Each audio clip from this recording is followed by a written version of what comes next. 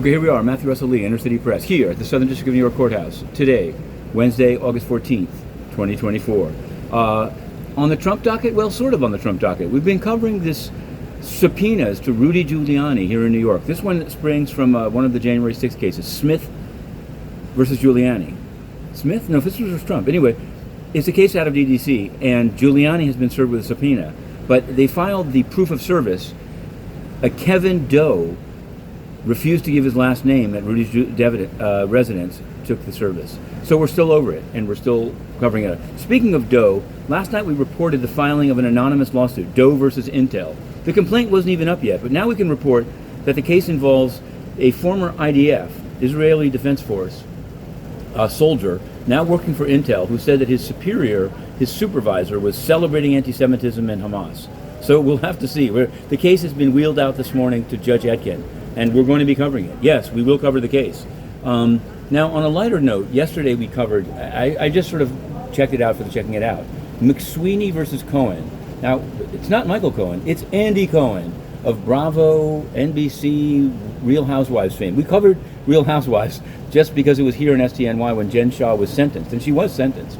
Now, this is a civil case in which Leah McSweeney has sued the show, or shows, including Ultimate Girls Trip, for apparently encouraging her or causing her to relapse and drink alcohol.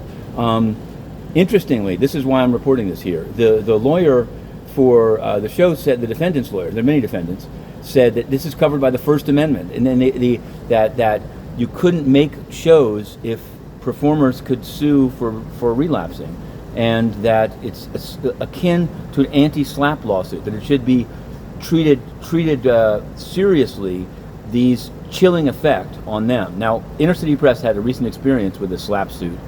You can find that. We've reported on it, where it's amazing. It's amazing. So this First Amendment defense this is why this case we're going to continue to follow. And you can see Inner City Press's coverage on Inner City Press, on Substack, and on X for subscribers, because there's a lot to be said about the case. Also, a lot to be said about U.S. versus Amadea. It's a ship seized in Fiji, taken to San Diego.